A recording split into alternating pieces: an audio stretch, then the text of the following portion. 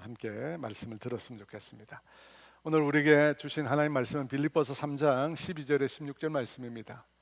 빌립보서 3장 12절에 16절 말씀, 저와 여러분이 한 목소리로 다 함께 읽도록 하겠습니다.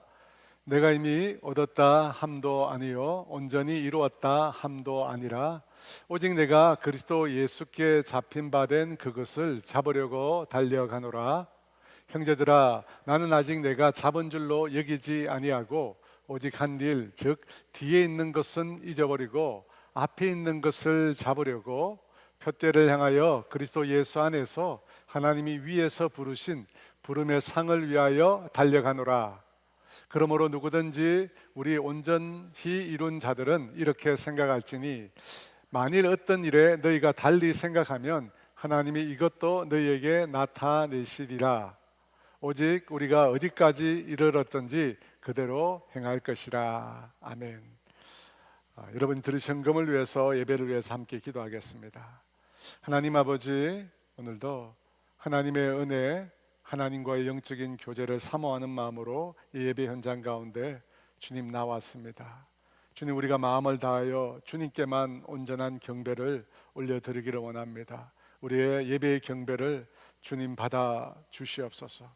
그리고 우리 가운데 임재하여 주시고 우리 각 사람에게 필요한 주님의 놀라운 은혜를 우리 가운데 부어 주시옵소서. 성령님, 하나님의 깊은 것까지 아시는 성령님, 우리의 마음도 아시는 줄 믿습니다. 우리 각 사람을 위로하여 주시고 격려하여 주시고 힘을 주시고 용기를 주시고, 그래서 하나님 아버지, 이 어둠의 세상을 우리가 믿음의 사람으로 온전히 살아낼 수 있도록 주님 도와 주시옵소서. 특별히 또 이 시간 주님 앞에 나오면서 주께서 주신 모든 것이 주님의 것임을 고백하며 물질의 경배를 주 앞에 올려드립니다. 우리 사랑하는 성도들이 이 물질이 영혼을 살리고 주님의 몸된 교회를 살리고 이 생명의 복음을 땅끝까지 전하는 일에 귀하게 사용되게 하여 주시옵소서. 그 일을 위하여 아낌없이 헌신하는 우리 사랑하는 성도들에게 주님께서 축복하여 주시고 복을 베풀어 주시옵소서. 감사하며 예수 그리스도의 이름으로 기도합니다. 아멘. 사도 바울은 빌립보 교회 성도들에게 보내는 편지를 마무리하면서 마무리하는 그 시점에 갑작스럽게 다른 내용을 말하기 시작했습니다.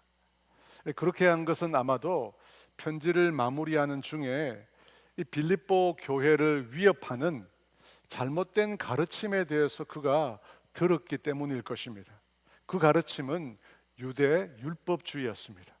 유대 율법주의. 예수님을 믿는 믿음 외에 할례를 받고 율법을 행해야 구원을 얻는다는 것입니다. 이것은 유대인들이 처음에 모였던, 형성했던 초대교회 시대는 충분히 일어날 만한 일이었습니다.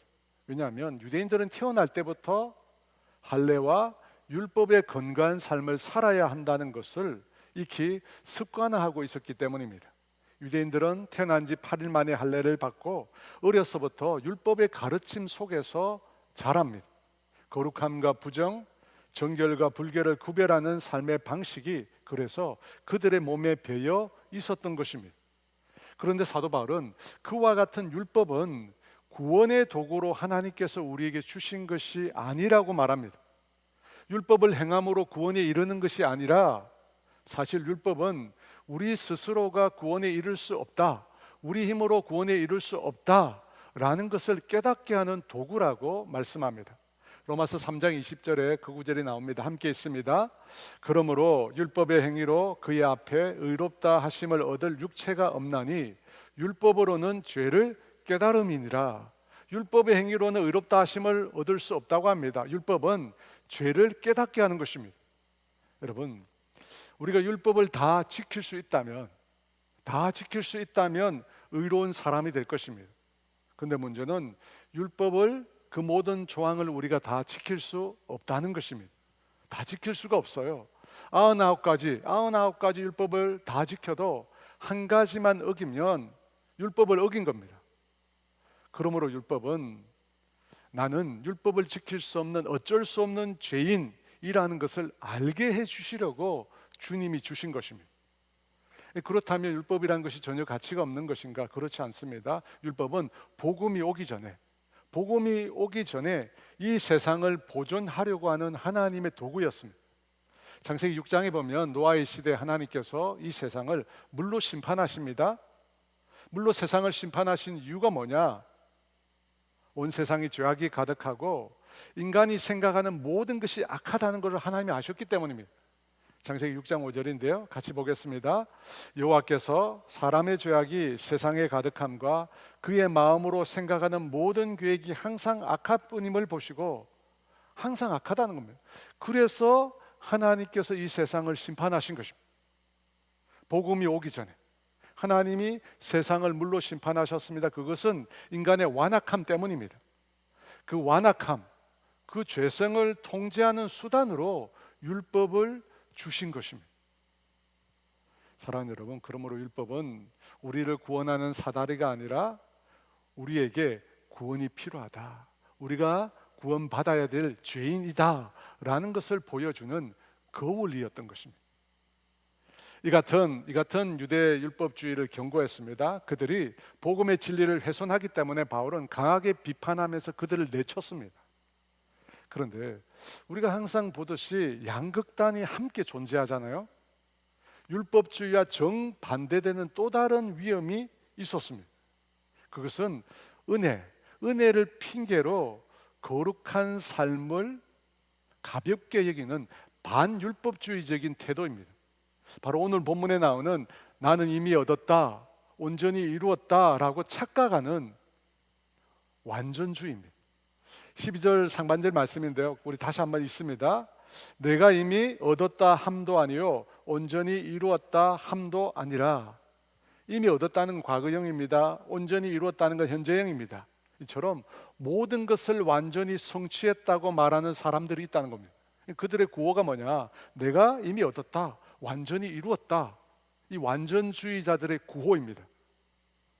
그들은 이 율법주의자들과는 다릅니다. 그들은 예수를 믿음으로 의를 얻었다고 말합니다. 그 면에서는 우리와 똑같습니다.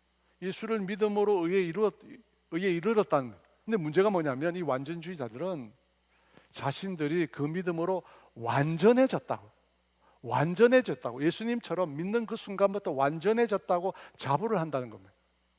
이 완전주의에 심각한 문제가 있습니다. 여러분, 어떤 문제가 있을까요? 내가 완전해졌기에 더 이상 거룩하게 살려고 애쓸 필요가 없다는 것입니다. 여러분, 우리가 예수님을 믿고 난 후에 죄를 짓습니까? 아니면 전혀 죄를 짓지 않습니까? 우리가 다 인정하듯이 예수님을 믿고 난 후에도 우리는 죄를 짓습니다. 그런데 완전주의자들은 이미 완전해졌기에 자신들은 죄를 짓고 타락해도 타락했다고 생각하지 않습니다. 여러분, 이게 맞습니까? 내가 완전해졌기에 나는 더 이상 죄를 짓지 않는다고 하면 마음은 편할지는 모르겠지만 그것은 스스로를 합리화하는 것입니다. 죄를 지었는데 죄가 아니라는 겁니다. 두 번째, 이 완전주의자들에게는 신앙의 성장, 신앙의 성숙이라는 개념이 없습니다. 예수를 믿는 순간에 자신이 완전해졌기에 신앙 성숙을 위한 신앙 행위가 필요하지 않습니다. 그래서 성경을 읽고 공부하는 것이 별로 의미가 없습니다. 기도하는 것이 별로 의미가 없습니다. 그래서 별로 기도하지 않습니다. 하나님과 교제한다, 이런 개념이 존재하지 않습니다. 왜 그렇습니까? 자신은 이미 예수를 믿음으로 완전해졌기 때문에. 여러분, 이 완전주의자가 초기 그노시스, 영지주의자들의 모습입니다. 이 영지주의가 뭡니까? 신령한 지식을 깨달음으로 구원에 이른다는 것입니다. 그들에게 구원이 뭐냐? 깨달음이면 깨달음. 그래서 깨달음이 구원이기에 하나님과의 교제도 없고 신앙의 성장도 없고 신앙의 성숙도 없습니다. 여러분, 초기 기독교 시대에 그런 사고를 가진 잘못된 이단들이 있었습니다. 그리고 지금도 있습니다. 이 완전주의자다, 구원파라고 하는 이단이 이런 내용을 갖고 있습니다. 이 같은 완전주의자들을 향하여 사도 바울이 이렇게 말합니다. 12절 말씀입니다. 같이 있습니다. 내가 이미 얻었다 함도 아니요 온전히 이루었다 함도 아니라 오직 내가 그리스도 예수께 잡힌 바 된 그것을 잡으려고 달려가노라. 바울은 뭐라고 이야기합니까? 자신이 이미 얻었다 함이 아니라고 합니다. 온전히 이루었다 함도 아니라고 합니다. 바울은 자신이 완전하지 않다고 말합니다. 그는 자신의 불완전함을 인정하고 계속해서 어떻게 합니까? 완전함을 향해서 나아가겠다고 이야기합니다. 사랑하는 여러분, 사도 바울이 누굽니까? 예수님을 제외하고 기독교 신앙에 가장 큰 영향을 끼친 사람을 사도 바울이라고 할 수 있습니다. 그는 부활하신 예수님을 만났습니다. 그리고 예수님으로부터 사도로 부르심을 받았습니다. 그래서 소아시아, 유럽, 로마, 스페인에 이르기까지 복음을 전파했습니다. 우리가 매일 읽고 있는 이 신약 성경의 많은 부분을 기록한 사람이 바로 사도 바울입니다. 그뿐만 아니라 이 사도 바울의 생애에 보면 정말 놀라운 이적들이 많이 일어났습니다. 병을 고쳤고 걷지 못하는 사람을 걷게 했고 귀신을 쫓아내었습니다. 심지어 성경에 보니까 바울의 몸에서 손수건이나 앞치마를 가져다가 병자들에게 대면 병이 나았습니다. 귀신 들린 자들에게 귀신이 떠나가는 일들이 일어났다고 했습니다. 여러분, 우리가 도저히 믿을 수 없는 하나님의 신비로운 역사가 사도 바울을 통해서 무수히 많이 일어났습니다. 근데 그 위대한 사도가 자신에 대해서 뭐라고 이야기합니까? 자기는 이미 얻지도 않았고 완전히 이루어지지도 않았다고 합니다. 자신이 불완전하다고 합니다. 바울 자신 또한 완전함을 향하여 달려간다고 합니다. 그렇다면 여러분, 바울과 도저히 비교할 수 없는 신앙의 초보인 우리는 어떻습니까? 우리도 마찬가지가 아니겠습니까? 우리도 동일하게 달려가는 인생이 아니겠습니까? 이미 얻고 성취한 완전한 자가 아니라 불완전한 사도 바울처럼 우리 또한 완전함을 향하여 달려나가야 하는 자임에 분명합니다. 사랑하는 여러분, 이신칭이 무슨 뜻입니까? 믿음으로 의롭다 함을 받는다. 믿음으로 의롭다 함을 받는다. 이것이 마치 신앙의 전부인 것처럼 생각하는 분들이 굉장히 많습니다. 믿음으로 내가 구원을 얻었으니까 그 다음부터는 어떻게 해요? 내가 원하는 대로 내 마음이 바라는 대로 살아가면 된다고 생각하는 분들이 있습니다. 여러분, 그런 사고는 오늘의 완전주의, 성경에 나오는 완전주의자들과 다르지 않습니다. 이미 얻었고 이미 다 이루었다는 것입니다. 그래서 마음대로 살아도 괜찮다는 것입니다. 나는 구원을 얻었고 천국행 티켓을 내가 받았다는 것입니다. 이제 그것으로 다 끝났다는 것입니다. 여러분, 이것이 과연 맞을까요? 이것이 과연 성경이 말하고 있고 주님이 원하시는 신앙의 모습일까요? 그렇지 않습니다. 여러분, 우리가 분명히 알아야 할 것은 우리가 예수님을 믿고 구원을 얻은 것은 우리 신앙의 시작일 뿐입니다. 시작이에요. 다 끝난 게 아닙니다. 여러분, 만약 다 끝났다면 우리가 여기 있을 이유가 없잖아요. 우리가 예수 믿고 구원을 얻은 것은 신앙의 시작입니다. 그리고 우리 앞에 그 구원의 완성이 우리 앞에 기다리고 있습니다. 그 구원의 완성을 향하여 하나님께서 우리에게 주신 자유의지를 사용해서 구원의 완성을 향하여 우리가 앞으로 나아가야 합니다. 그것을 성경에서는 두렵고 떨림으로 너희 구원을 이루라고 말씀합니다. 빌립보서 2장 12절 말씀입니다. 우리 함께 있습니다. 그러므로 나의 사랑하는 자들아, 너희가 나 있을 때뿐 아니라 더욱 지금 나 없을 때에도 항상 복종하여 두렵고 떨림으로 너희 구원을 이루라. 여러분, 구원을 이루라고 얘기합니다. 믿음으로 구원을 받았는데 무슨 구원을 또 이룹니까? 말이 안 맞는 것 같습니다. 제가 방금 말씀드렸듯이 예수를 믿음으로 구원을 얻는 것은 구원의 시작일 뿐입니다. 다 끝난 게 아니에요. 다 끝난 게 아닙니다. 우리에게 종착점이 있습니다. 오늘 그 말씀을 나누려고 하는데요, 먼저 우리의 구원이 어떻게 시작되었는지를 먼저 살펴보고자 합니다. 12절 말씀입니다. 함께 있습니다. 내가 이미 얻었다 함도 아니요 온전히 이루었다 함도 아니라 오직 내가 그리스도 예수께 잡힌 바 된 그것을 잡으려고 달려가노라. 여러분, 이 말씀을 보면 우리의 신앙이 어디서 시작되었는지를 알 수 있습니다. 내가 그리스도 예수께 잡힌 바 된 그것을 이라고 했습니다. 이 말씀은 내가 그리스도 예수께 잡힌 바 되었으므로 라고 번역할 수 있는데요, 우리의 신앙이 어디서 시작되었느냐면 그리스도 예수께 잡힌 것에서 시작된 겁니다. 여러분, 이 잡혔다는 말은 원문으로 보면 붙잡다, 또 다른 말로 손아귀에 쥐다는 뜻입니다. 그러니까 예수님께서 우리를 붙잡은 것입니다. 예수님께서 그 손아귀로 우리를 붙잡은 겁니다. 거기서 우리의 신앙이 시작된 겁니다. 우리의 믿음의 경주가 거기서 출발한 것입니다.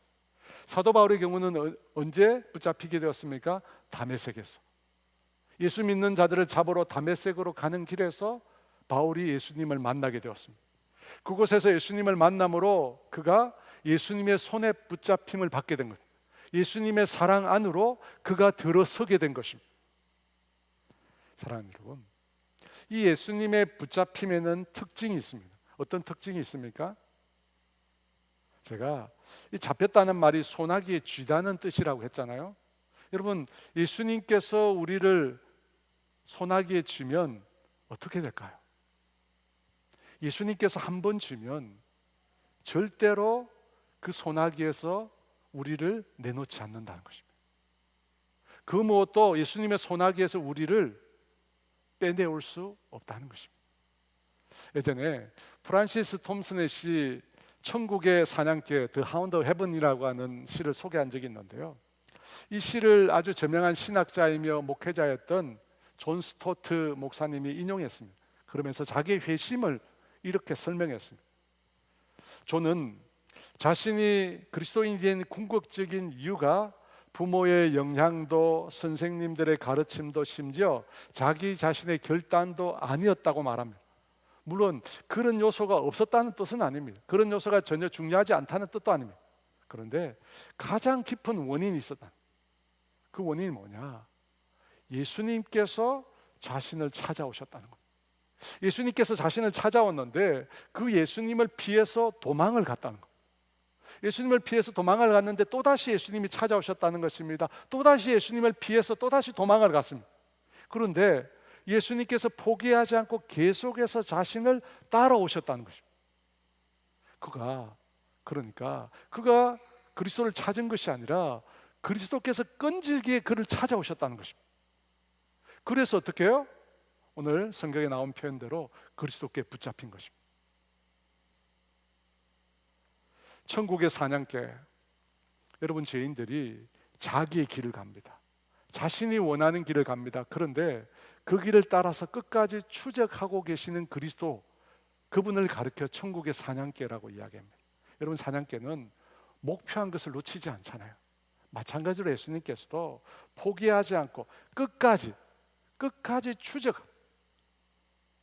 추적하시는 그 예수님 때문에 존 스토트가 예수님을 만나게 되었다는 것입니다.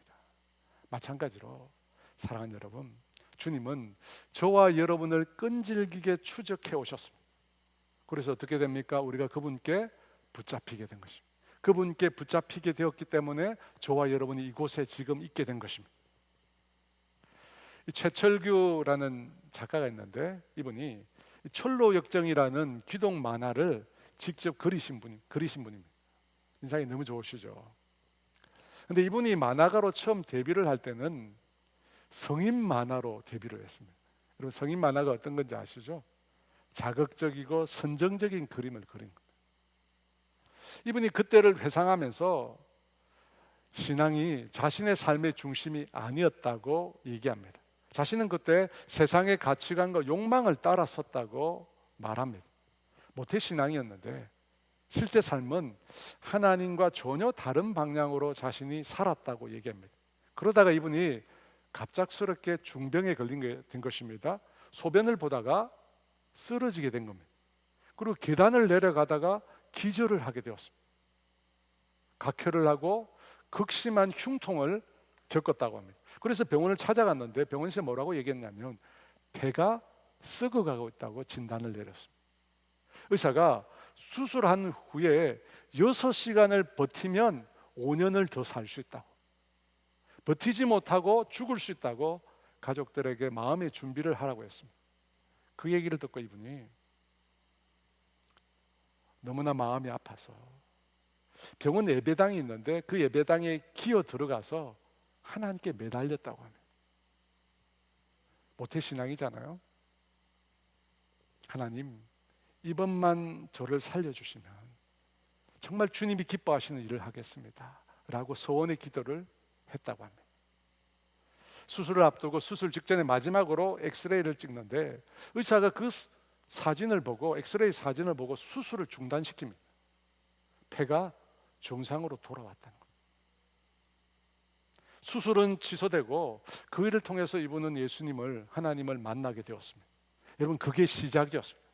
근데 여러분, 평생을 세상의 욕망을 따라 그가 살아왔기에 하루아침에 그의 삶이 달라지지 않았습니다.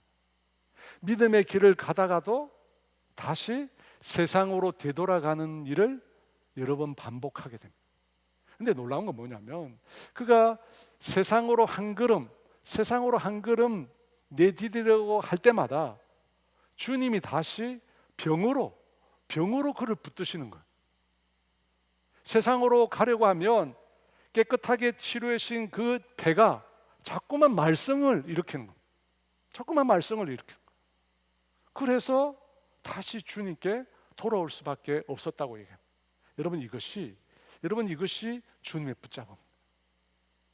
주님 붙잡은, 주님이 붙잡기 때문에 결코 딴 데로 못 가는 거예요. 여러분, 이렇게 주님께서 우리를 붙잡아 주심으로 우리의 구원이 시작되었습니다. 그리고 그 구원이 완성될 때까지 주님은 그 손을 절대로 놓지 않습니다.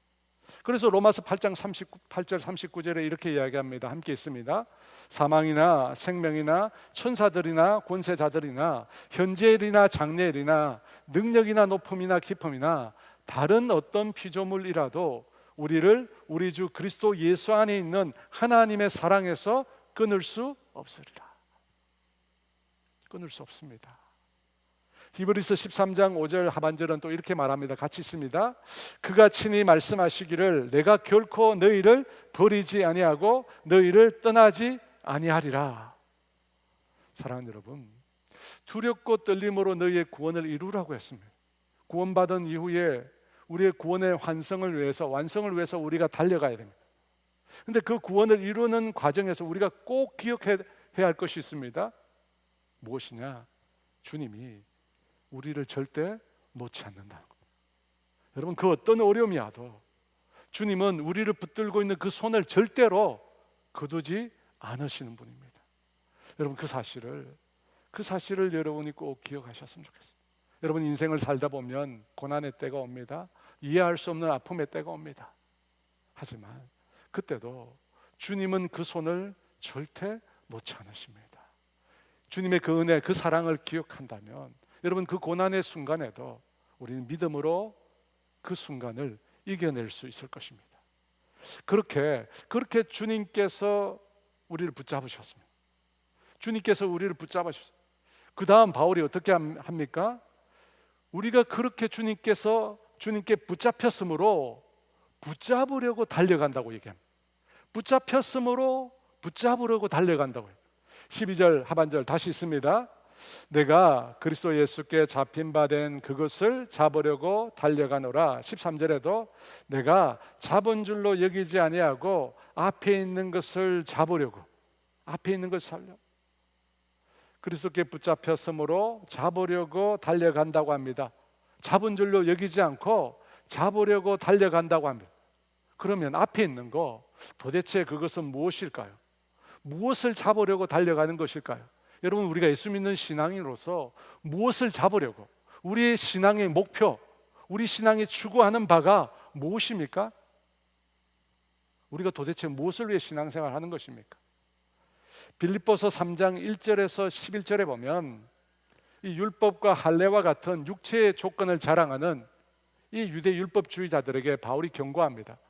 바울이 경고하면서 신앙인이 진정으로 추구해야 될 목표가 무엇인지 분명히 말씀합니다.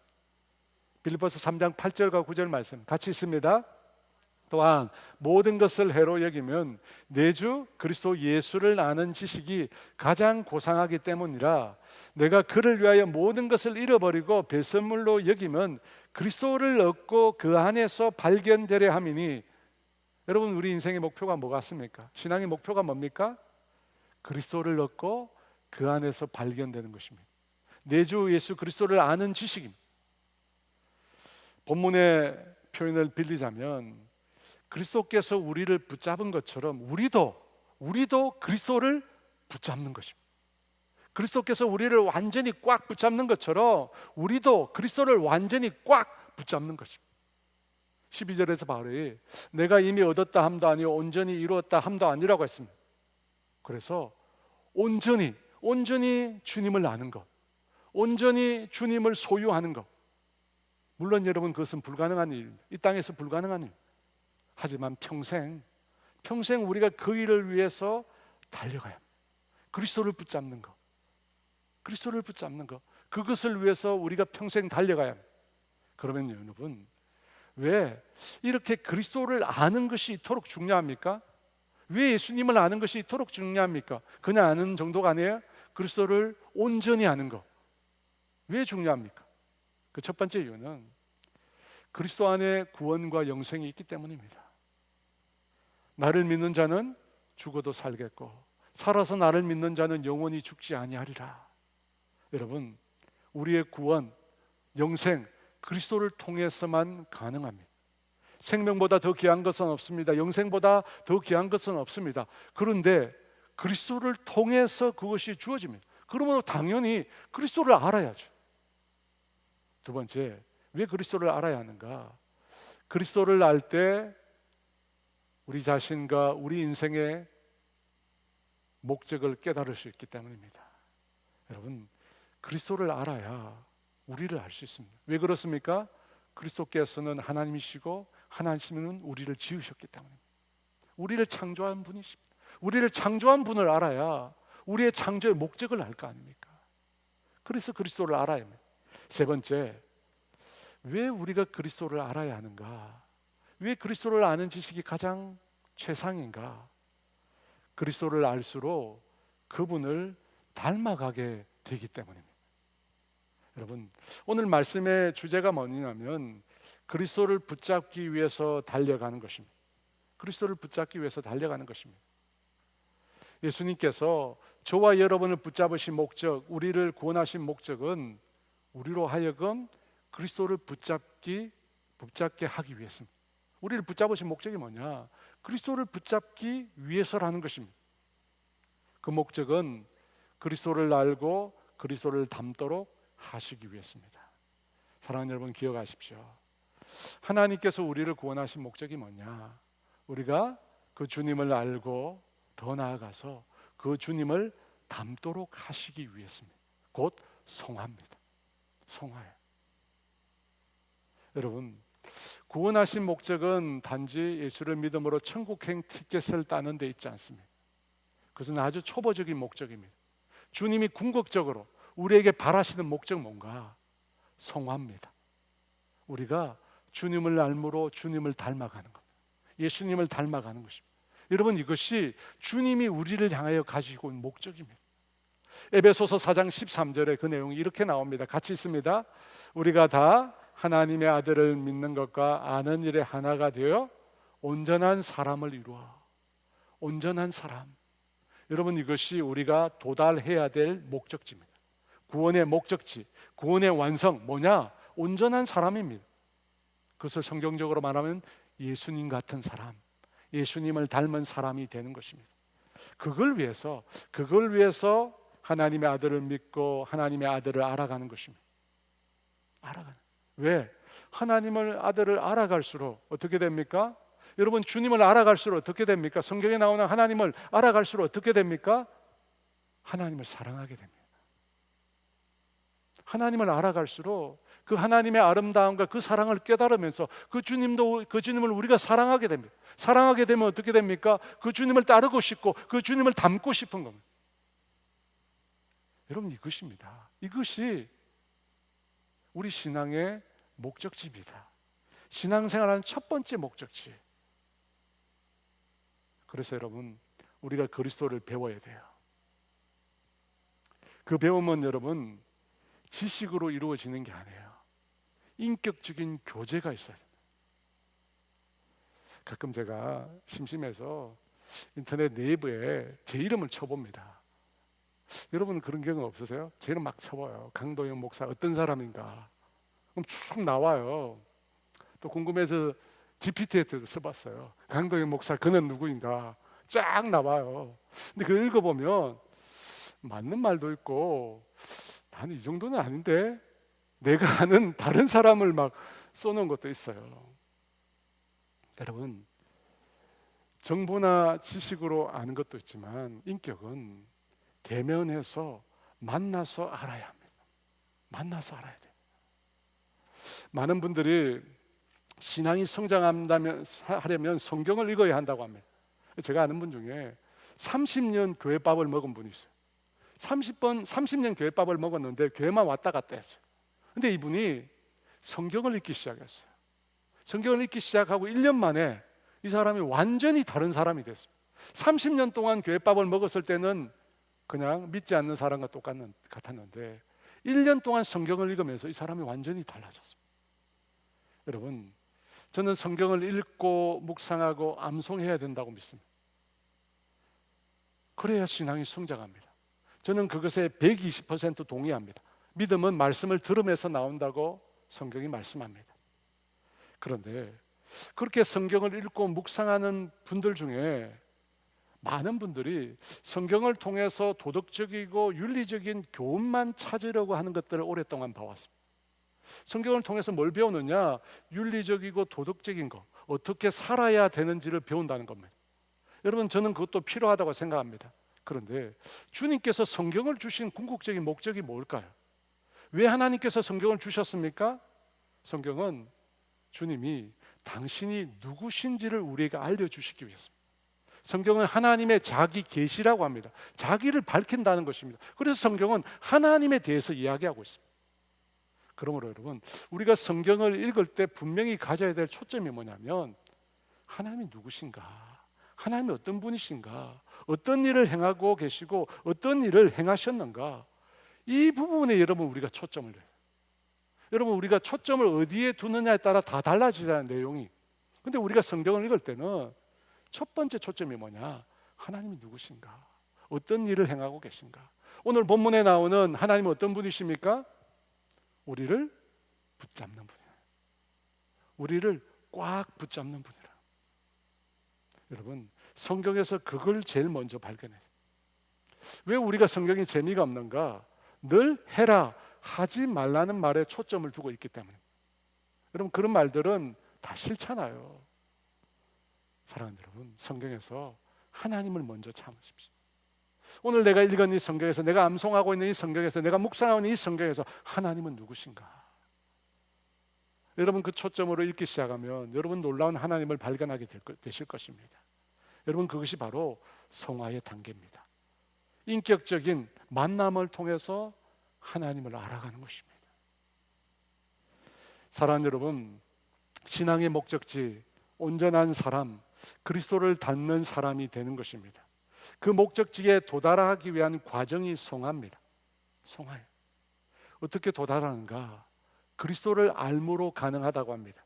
어떻게요? 성경을 통해서, 기도를 통해서 그리스도를 알면 그리스도를 사랑하게 되고, 그리스도를 사랑하게 되면 애쓰지 않아도 그분을 닮아가게 됩니다. 여러분, 그것을 위해서 바울이 달려가라고 얘기합니다. 13, 14절 말씀 다시 한번 읽어볼까요? 형제들아, 나는 아직 내가 잡은 줄로 여기지 아니하고 오직 한 일, 즉 뒤에 있는 것을 잊어버리고 앞에 있는 것을 잡으려고 표대를 향하여 그리스도 예수 안에서 하나님이 위해서 부르신 부름의 상을 위하여 달려가노라. 달려가야 됩니다.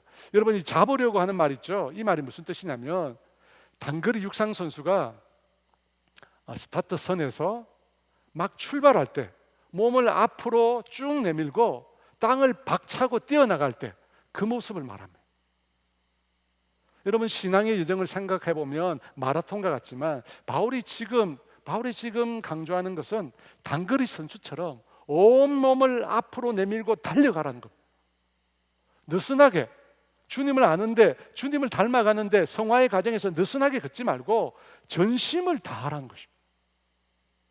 여러분, 그리스도께서 우리를 붙잡으실 때 어떻게 했다고 합니까? 천국의 사냥개, 타겟을 놓치지 않고, 타겟이 피할 때마다 계속 쫓아갔습니다. 계속 쫓아갔습니다. 우리도 마찬가지라. 계속 달려가요. 그것을 위해서 바울은 어떻게 하라고 합니까? 뒤에 있는 거, 앞에 있는 것을 잡기 위해서는 뒤에 있는 것을 잊어버리라고 합니다. 그러면 여기서 말하는 뒤에 있는 것은 무엇을 말할까요? 우리의 과거입니다. 우리의 과거. 앞에 있는 것을 잡기 위해서는 과거를 잊어버려요. 어떤 과거일까요? 첫 번째는 자랑스러운 과거입니다. 내가 성취한 것들입니다. 내가 성취한 것들. 여러분, 우리가 내가 성취한 것을 계속 붙잡고 있으면 그리스도를 붙잡지 못합니다. 왜냐하면 내가 성취한 것에 내가 만족하고 있거든요. 내가 이룬 것에 내가 만족하고 있거든요. 그러면 그리스도를 잡기 위해서 앞으로 나아가지 못합니다. 내가 성취한 것들, 그걸 내려놔야 돼요. 여러분, 사람은 굉장히 자기 중심이에요. 여러분, 사람은 늘 자기 자신에게 집중합니다. 자기 자신에게 집중해요. 제가 이 성경 공부를 인도할 때 여러 사람이 앉아 있잖아요. 그러면 앉아 있는 순서대로 제가 질문을 하지 않습니다. 1번, 2번, 3번, 4번, 5번 해가지고 앉아 있는 순서대로 제가 질문을 하지 않아요. 흔히 한국의 순서가 있잖아요. 한국의 순서는 오른쪽입니다. 고도리 순이라고 흔히 그러는데 오른쪽입니다. 그런데 제가 순서대로 발표를 시키지 않습니다. 여러분, 왜 그럴까요? 자기 순서를 기다리는 사람들이 그 이전에 다른 사람이 하는 말을 귀 기울여 듣지 않기 때문에. 본인이 3번이에요. 3번 질문을 자기가 답해야 돼요. 그럼 1번, 2번 진행할 때 1번, 2번 답을 하는 사람들의 말에 귀를 기울입니까? 아니죠. 속으로 무슨 생각하고 있습니까? 3번. 자기가 말할 걸 생각합니다. 그래서 1번, 2번 사람들이 이야기하는 걸 귀담아 듣지 않습니다. 여러분, 어떻습니까? 그렇지 않습니까? 그러다가 자기 순서가 돼서 자기 얘기를 합니다. 여러분, 그 다음 어떻게 합니까? 자기 말을 다 했으니까 그 다음부터는 4번, 5번 얘기를 들을 것 같잖아요. 그런데 그렇지 않습니다. 그때부터는 어떻게 합니까? 자기가 말한 내용을 다시 생각해 봅니다. 그죠? 자기가 방금 발표를 잘했는지 잘못했는지를 계속 생각합니다. 다소 과장이 되었지만 여러분, 이게 사람이에요. 사람은 굉장히 자기 중심적, 자기만 늘 생각해요. 여러분, 이걸 내려놔야 돼요. 이게 가장 잘 나타나는 게 뭐냐? 자기의 찬란한 과거. 너무 늘 생각하고 싶은 거잖아요. 여러분, 그걸 내려놔야 앞에 있는 그리스도를 향해서 우리가 달려갈 수 있다는 것입니다. 과거의 자랑은, 과거에 내가 성취한 것은 우리를 교만하게 만듭니다. 그리고 내 눈앞에 주어진 이 신앙의 경주에 대해서 열정을 품지 못하게 만듭니다. 그래서 여러분, 찬란한 과거 이제는 저 멀리 기억 속으로 여러분 내밀어 던져버리시면 되겠습니다. 두 번째, 우리가 잊어야 될 과거가 있는데 그것은 아픈 상처난 과거입니다. 바울은 교회를 핍박한 사람이에요. 그래서 바울이 뭐라고 얘기했냐면 자기가 주님의 교회를 핍박한 것을 잊어버린다고 합니다. 왜? 끊임없이 그걸 가지고 원수들이 자기를 괴롭히거든요. 한 걸음 주님께로 나아갈 때마다 두 걸음 뒤에서 잡아당기고, 너는 교회를 핍박한 자야. 여러분, 이 상처를, 이 과거를 그가 어떻게 떨쳐버릴 수 있었을까요? 방법이 없습니다. 바울은 그것을 주님의 은혜에 맡긴다고 얘기합니다. 여러분, 사람들이 과거에 잘못한 것에 대해서 그 죄책감을 해소하기 위해서 어떤 방법을 취하냐면 이전보다 더 열심히 일을 합니다. 열심히 일을 해서 과거의 잘못을 보상하려고 합니다. 그래서 자녀들에게 많은 시간을 주지 못한 부모가 어떻게 합니까? 더 좋고 많은 선물로 그 자녀들에게 선물을 합니다. 자신의 마음에 있는 그 죄책감을 누그러뜨리기 위해서입니다. 여러분, 이것은 일정 부분 효과가 있지만 신앙적으로 들여다볼 때 건강한 방법이 아닙니다. 왜냐하면 내가 수고한다고 해서 과거의 잘못을 되돌릴 수는 없기 때문입니다. 오히려 많이 수고한 그것 때문에 내 어깨가 무거워집니다. 인간의 내면에 자리 잡고 있는 죄책감, 우리 스스로 해결할 수 없습니다. 무엇으로요? 오직 하나님의 은혜로. 그래서 바울이 고린도전서 15장 9절과 10절에 이렇게 이야기합니다. 같이 있습니다. 나는 사도 중에 지극히 작은 자라 내가 하나님의 교회를 핍박하였으므로 사도라 칭함을 받기에 감당치 못할 자로다. 그러나 나의 나된 것은 하나님의 은혜로 된 것이니 오직 나와 함께 하신 하나님의 은혜로라. 여러분, 이것입니다. 여러분 삶에 어쩔 수 없었던 좌절, 실패, 여러분 아직 남아 있습니까? 얽혀버린 실타래가 아직 있으십니까? 애써 풀려고 하지 마십시오. 풀어지지 않으면 주님 앞에 나아가서 주님께 내어드리십시오. 하나님의 은혜만이 우리를 죄책감으로부터 해방시킬 수 있습니다. 사랑하는 여러분, 우리에게는 잊어버리는 것이 필요합니다. 실패한 과거, 성공한 과거 둘 다 잊어야 합니다. 실패한 과거는 우리의 발목을 붙잡고 성공한 과거는 우리를 넘어뜨립니다. 그러므로 뒤에 있는 걸 잊어버려요. 그리고 어떻게 합니까? 앞으로 나가요. 이것이 성화의 방법. 뒤에 있는 걸 잊어버리고 그리스도를 향하여 여러분 나아가십시오. 사랑하는 여러분, 구원의 시작, 우리가 예수를 믿고 구원을 얻게 되었습니다. 그 구원의 시작은 우리에게 두 가지 목표를 가져옵니다. 하나는 온전한 사람. 그곳에 도달하기 위해서 우리는 그리스도를 알아가야 합니다. 그리스도를 알아감으로 그리스도를 배우고 그리스도를 사랑하게 되고 그리스도를 닮아갑니다. 성화합니다. 여러분, 이것이 구원의 첫 번째 종착점입니다. 두 번째, 또 하나의 목표가 있습니다. 14절 말씀입니다. 함께 했습니다. 표대를 향하여 그리스도 예수 안에서 하나님이 위에서 부르신 부름의 상을 위하여 달려가노라. 첫 번째 표대는 그리스도를 닮는 성화입니다. 또 하나는 사명입니다. 주님께서 바울을 부르실 때 바울로 온전한 사람, 예수님을 닮는 사람으로 만들길 원하셨습니다. 그뿐만 아니라 또 한 가지가 있었습니다. 또 하나의 목적, 바로 그리스도를 위한 도구가 되는 것이었습니다. 사도행전 9장 15절 말씀입니다. 같이 있습니다. 주께서 이르시되 가라, 이 사람은 내 이름을 이방인과 임금들과 이스라엘 자손들에게 전하기 위하여 택한 나의 그릇이라. 예수를 믿는 순간 두 가지가 주어지는 거예요. 성화, 거룩한 사람, 온전한 사람에 이르는 목표가 있습니다. 또 한 가지 목표, 사명이 있습니다. 여러분, 이 사명은 개인에게 주어집니다. 그뿐만 아니라 공동체에도 사명이 있습니다. 말씀을 마무리하면서 저는 저희 교회의 사명을 말씀드리고 싶습니다. 이 시대에 저희 교회를 주님께서 세우신 목적, 성경이 분명히 말씀하시는 대로 또 다른 교회를 세우는 것입니다. 주님은 당신의 교회가 이 땅에서 끊임없이 퍼져가기를 원하십니다. 그런데 여러분, 그것이 구호만으로 그쳐서는 안 됩니다.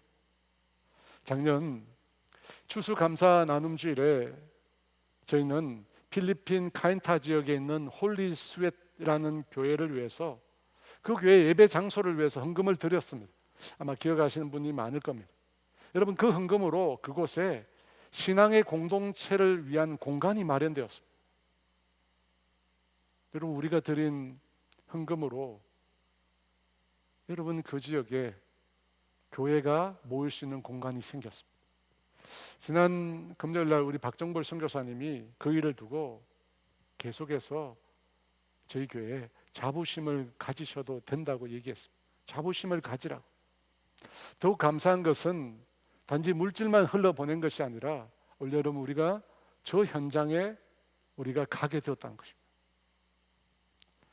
3년간 단기팀으로 오셨던 분들이 작년에 그 사역이 끝이 났다고, 올해는 오지 않는다고 말을 했다고 합니다.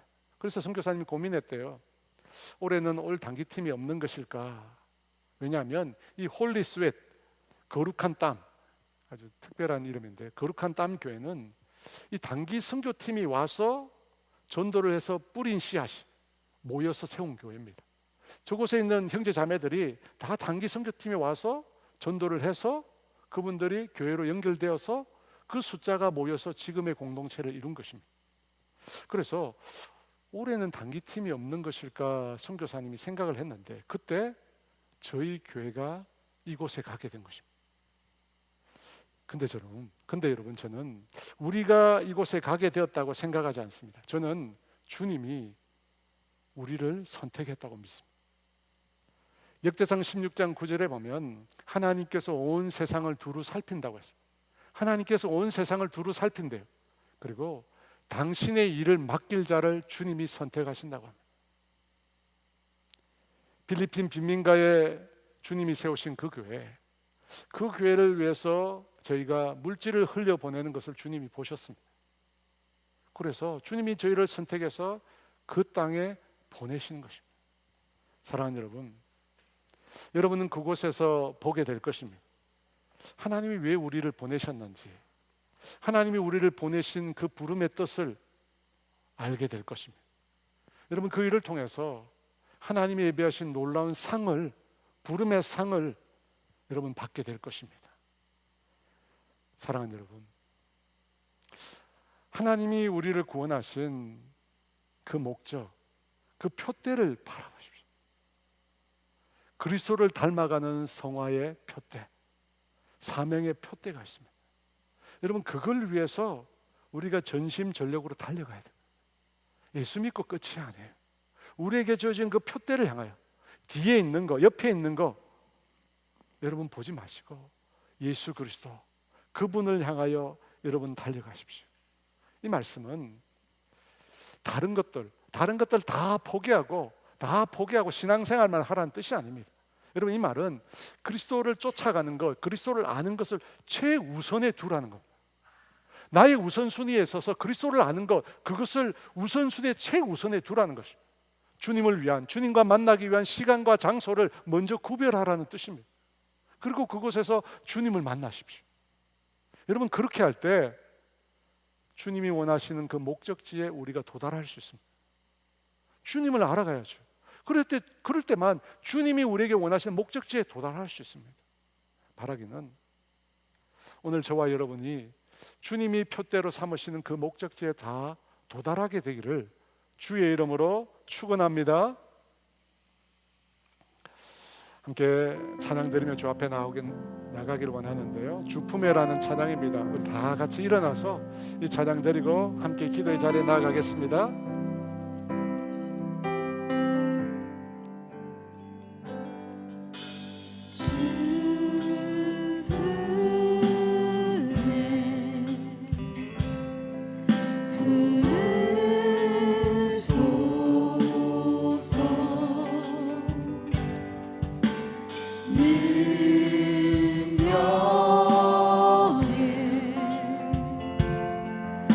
발로 덮은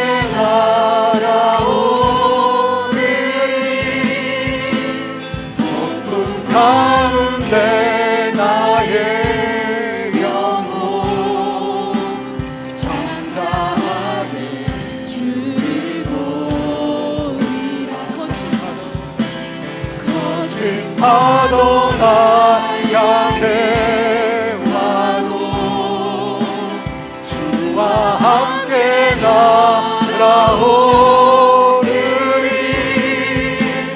높은 가운데 나의 영혼 찬양하기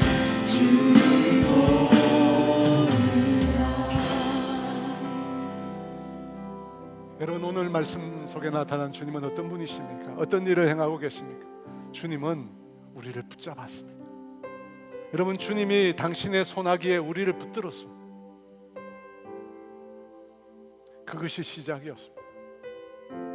여러분, 그 손아귀에서 우리는 결코 떠나지 못할 것입니다. 그 무엇도 우리를, 그 주님의 손에서 우리를 빼내올 수 없을 것입니다. 주님이 우리를 꽉 붙잡고, 사망이나 생명이나 천사들이나 권세자들, 현재일이나 장래일이나 능력이나 기쁨이나 높음이나 그 어떤 피조물도 그리스도 예수 안에 있는 하나님의 사랑에서 우리를 끊어낼 수 없다고 했습니다. 여러분, 나 하나님 필요 없어, 나 하나님과 반대 방향으로 살 거야, 여러분 뛰쳐가 보십시오. 여러분 뛰쳐가실 수 없습니다. 주님이 여러분을 당기실 거예요. 나 하나님께 상한 마음이 있어, 하나님 나에게 내 기도에 응답하지 않아, 내 마음대로 살 거야, 여러분 뛰쳐가 보십시오. 주님이 여러분을 다시 당기실 겁니다. 왜? 우리가 그리스도 안에 있기 때문입니다. 그리스도 안에 있기 때문입니다. 여러분, 그것이 시작입니다.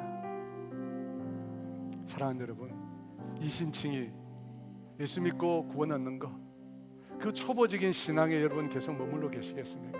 천국행 티켓 받았다, 그걸로 만족하시겠습니까? 저와 여러분을 향한 주님의 계획, 주님의 표대는 그게 아닙니다. 주님은 정확한 표대가 있습니다. 예수 그리스도를 닮은 자, 온전한 자, 그 일을 위해서 우리를 부르셨습니다. 그래서 우리가 지고 있는 걸 내려놓고 그 주님을 향하여 달려가기를 원하십니다. 그 주님을 알아가기를 원합니다. 그 주님을 우리가 믿기를 원하십니다. 여러분, 그 길을 달려가십시오. 여러분, 그 길을 향한 사모함을 가지십시오. 예수님을 향하여 달려가십시오. 성경을 통해서, 기도를 통해서 예수 그리스도를 알아가십시오. 여러분, 그분이 얼마나 사랑스러운지, 얼마나 그분이 아름다운 분이신지, 너무나 놀라운 분이심을 깨닫게 될 것입니다.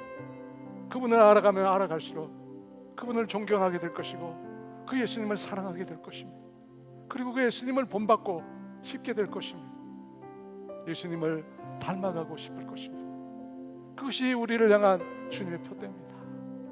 여러분, 그 표대를 향하여 달려갑시다.